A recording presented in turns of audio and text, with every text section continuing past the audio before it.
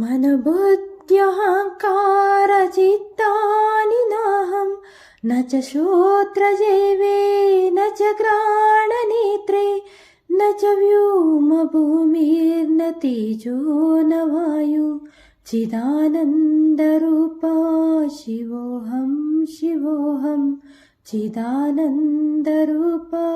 शिवोऽहं शिवोऽहं चिदानन्दरूपा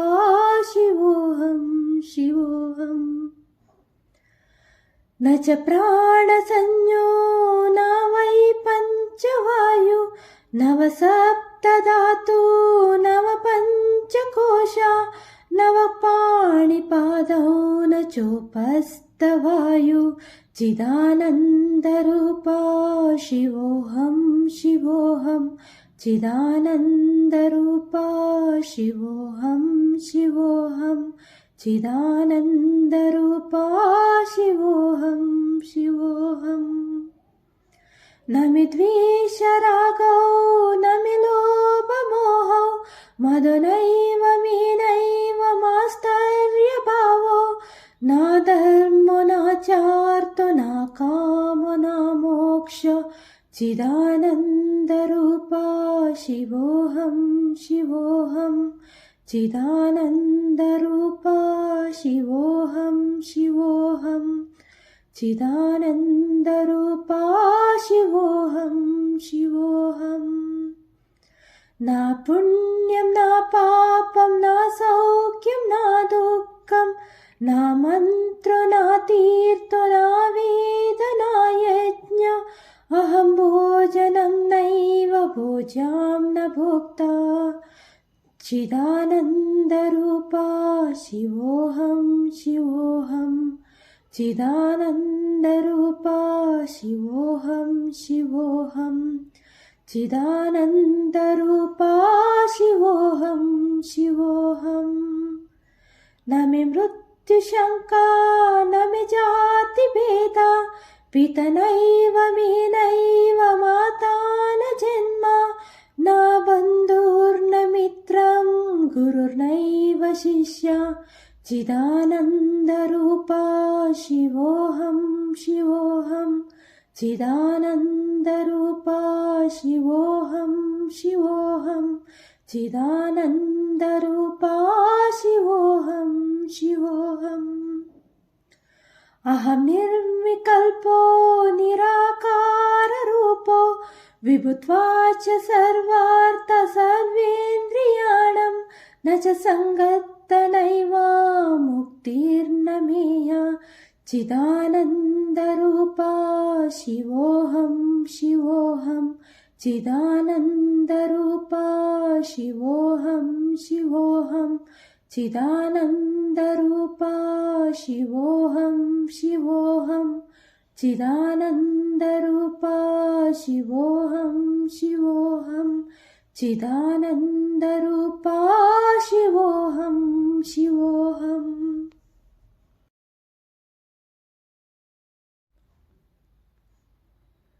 मनबुद्ध्यहङ्कारचित्तानि नाहं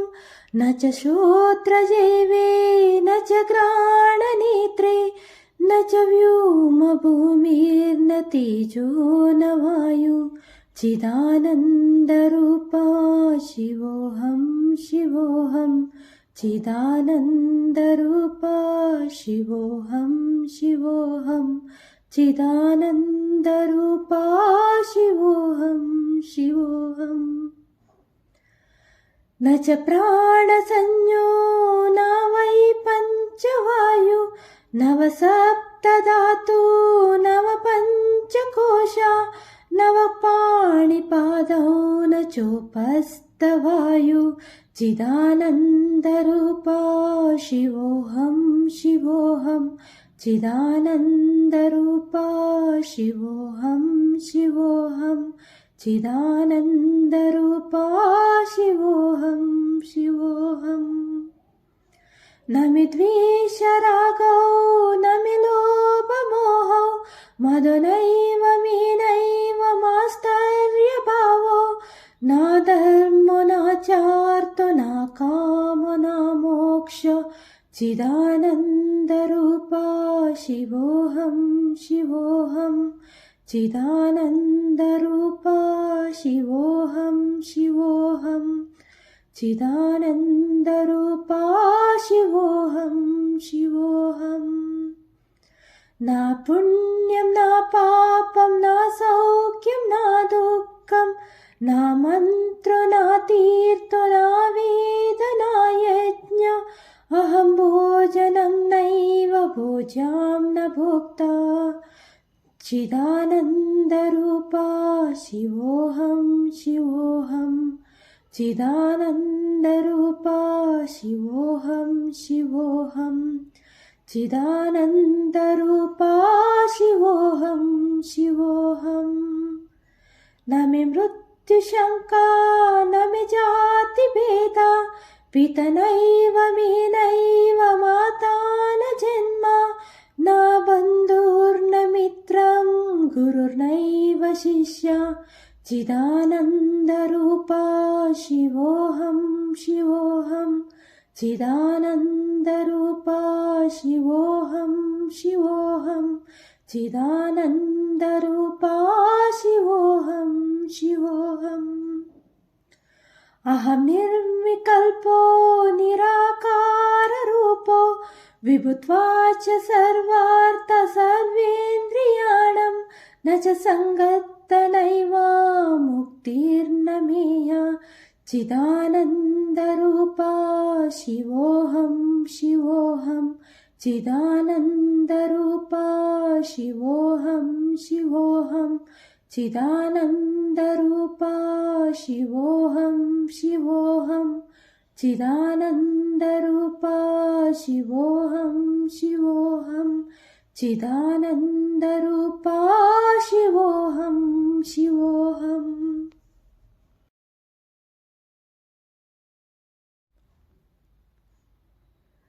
मनोबुद्ध्यहङ्कारचित्तानि नाहं न च श्रोत्रजीवे न च घ्राणनेत्रे न च व्योमभूमिर्न तेजो न वायु चिदानन्दरूपा शिवोऽहं शिवोऽहं चिदानन्दरूपा शिवोऽहं शिवोऽहं चिदानन्दरूपा शिवोऽहं शिवोऽहम् न च प्राणसंज्ञो न वै पञ्चवायु नव सप्तधातु नव पञ्चकोशा नव पाणिपादौ न चोपस्थवायु चिदानन्दरूपा शिवोऽहं शिवोऽहं चिदानन्दरूपा शिवोऽहं शिवोऽहं चिदानन्दरूपा शिवोऽहं शिवोऽहम् न मे द्वेषरागौ न मे लोभमोहौ मदो नैव मे नैव मास्तर्यभावो न धर्मो न चार्थो न कामो न मोक्ष चिदानन्दरूपा शिवोऽहं शिवोऽहं चिदानन्दरूपा शिवोऽहं शिवोऽहं चिदानन्दरूपा शिवोऽहं शिवोऽहम् न पुण्यं न पापं न सौख्यं न दुःखं न मन्त्रो न तीर्थो न वेद न यज्ञ अहं भोजनं नैव भोज्यां न भोक्ता चिदानन्दरूपा शिवोऽहं शिवोऽहं चिदानन्दरूपा शिवोऽहं शिवोऽहं चिदानन्दरूपा शिवोऽहं शिवोऽहं न मे मृत्युशङ्का न मे जातिभेदा पिता नैव मे नैव माता न जन्म न बन्धुर्न मित्रं गुरुर्नैव शिष्या चिदानन्दरूपा शिवोऽहं शिवोऽहं चिदानन्दरूपा शिवोऽहं शिवोऽहं चिदानन्दरूपा शिवोऽहं अहं निर्विकल्पो निराकाररूपो विभुत्वाच्च सर्वेन्द्रियाणां न च सङ्गत्तनैव मुक्तिर्न मेया चिदानन्दरूपा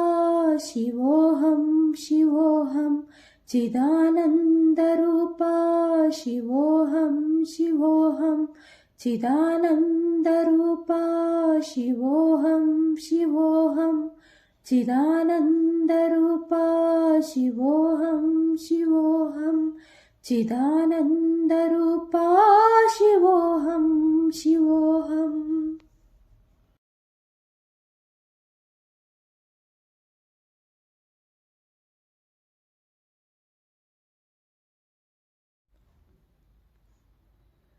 मनबुद्ध्यहङ्कारचित्तानि नाहं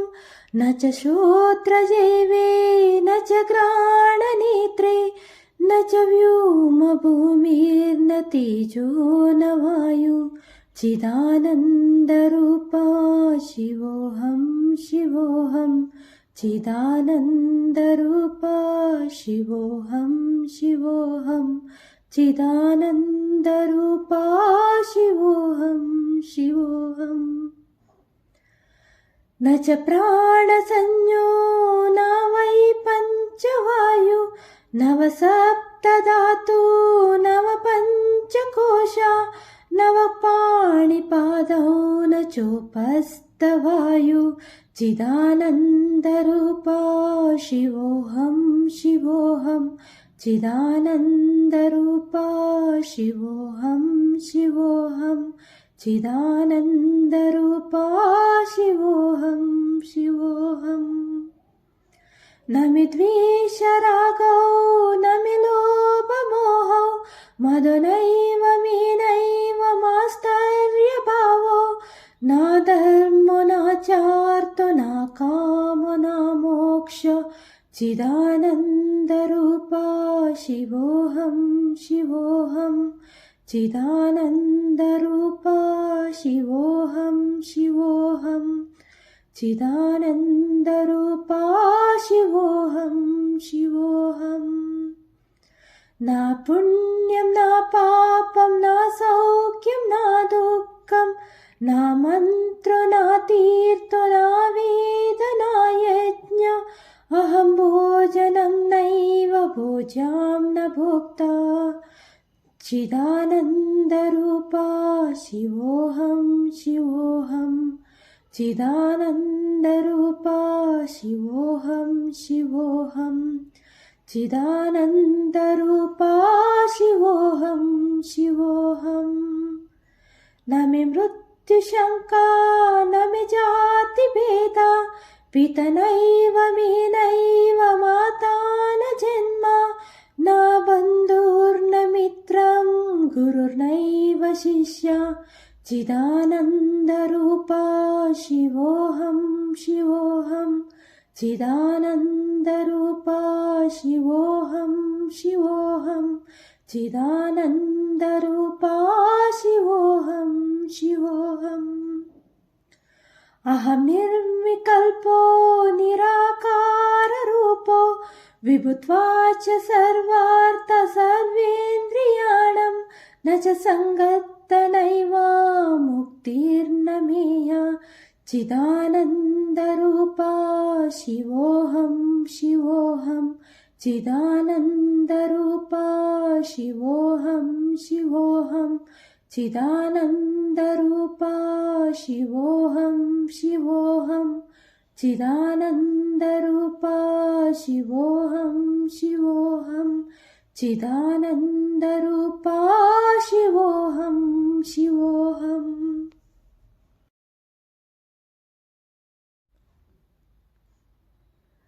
मनबुद्ध्यहङ्कारचित्तानि नाहं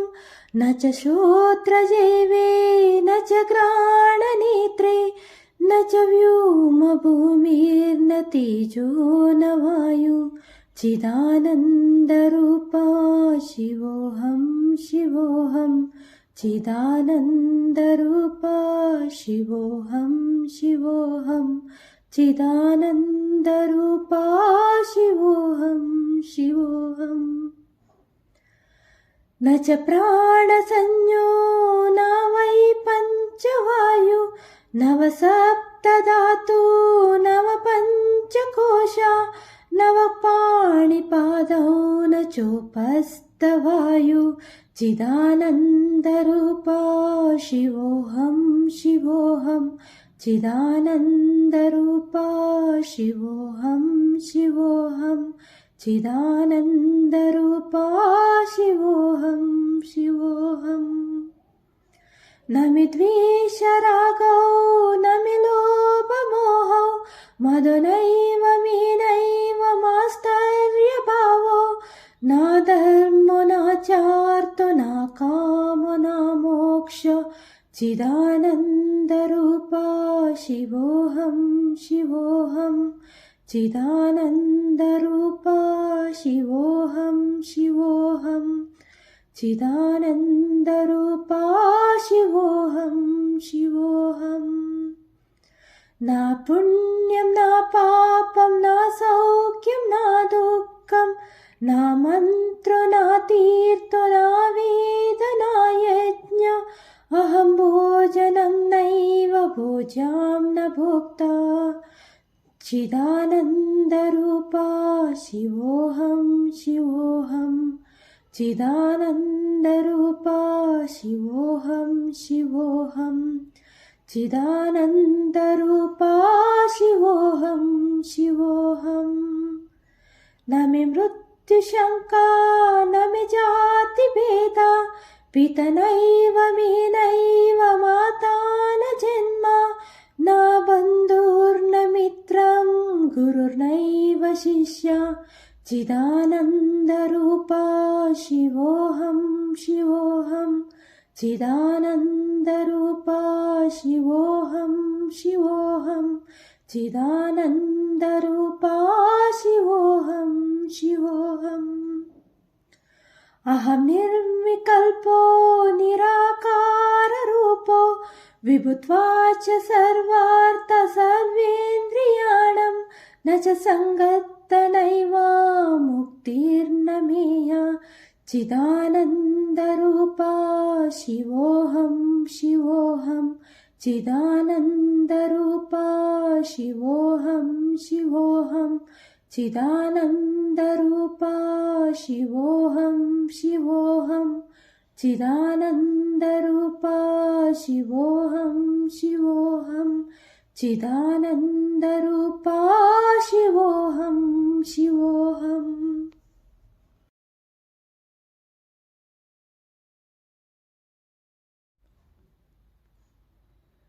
मनोबुद्ध्यहङ्कारचित्तानि नाहं न च श्रोत्रजीवे न च घ्राणनेत्रे न च व्योमभूमिर्न तेजो न वायु चिदानन्दरूपा शिवोऽहं शिवोऽहं चिदानन्दरूपा शिवोऽहं शिवोऽहं चिदानन्दरूपा शिवोऽहं शिवोऽहम् न च प्राणसंज्ञो न वै पञ्चवायु नव सप्तधातु नव पञ्चकोशा नव पाणिपादौ न चोपस्थवायु चिदानन्दरूपा शिवोऽहं शिवोऽहं चिदानन्दरूपा शिवोऽहं शिवोऽहं चिदानन्दरूपा शिवोऽहं शिवोऽहम् न मे द्वेषरागौ न मे लोभमोहौ मदो नैव मे नैव मास्तर्यभावो न धर्मो न चार्थो न कामो न मोक्ष चिदानन्दरूपा शिवोऽहं शिवोऽहं चिदानन्दरूपा शिवोऽहं शिवोऽहं चिदानन्दरूपा शिवोऽहं शिवोऽहम् न पुण्यं न पापं न सौख्यं न दुःखं न मन्त्रो न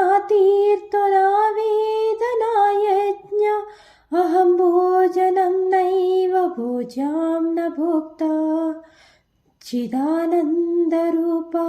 शिवोऽहं शिवोऽहं चिदानन्दरूपा शिवोऽहं शिवोऽहं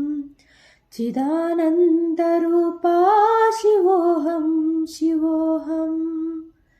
न मे मृत्युशङ्का न मे जातिभेदा पिता नैव मे नैव माता न जन्म न बन्धुर्न मित्रं गुरुर्नैव शिष्य चिदानन्दरूपा शिवोऽहं शिवोऽहं चिदानन्दरूपा शिवोऽहं शिवोऽहं चिदानन्दरूपा शिवोऽहं शिवोऽहम् अहं निर्विकल्पो निराकाररूपो विभुत्वाच्च सर्वेन्द्रियाणां न च सङ्गत्तनैव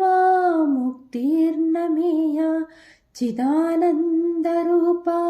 शिवोऽहं शिवोऽहं चिदानन्दरूपा शिवोऽहं शिवोऽहं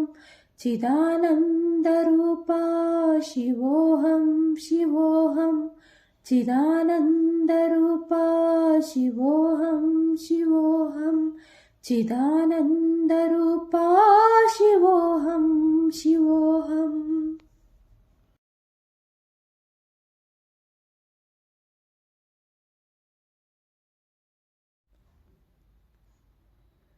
मनोबुद्ध्यहङ्कारचित्तानि नाहं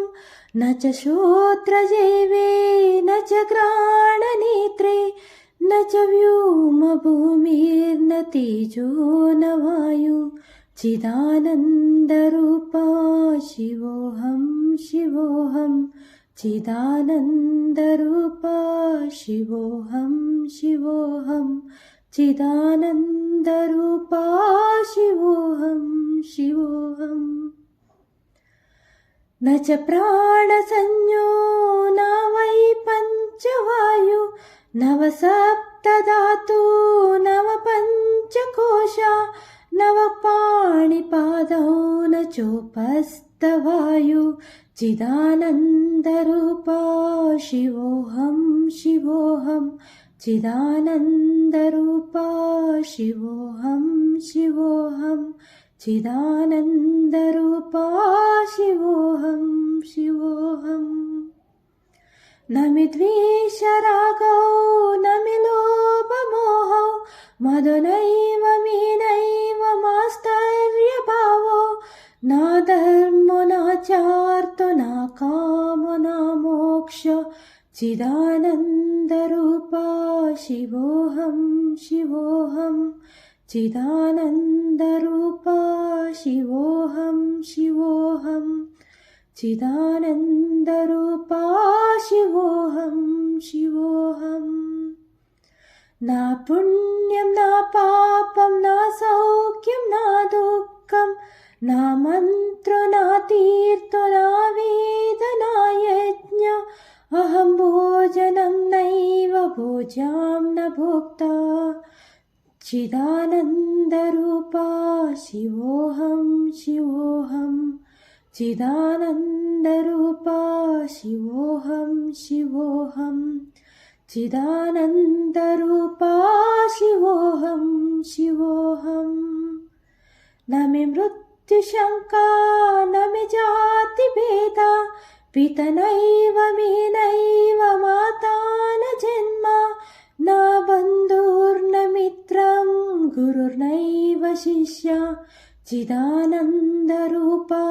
शिवोऽहं शिवोऽहं चिदानन्दरूपा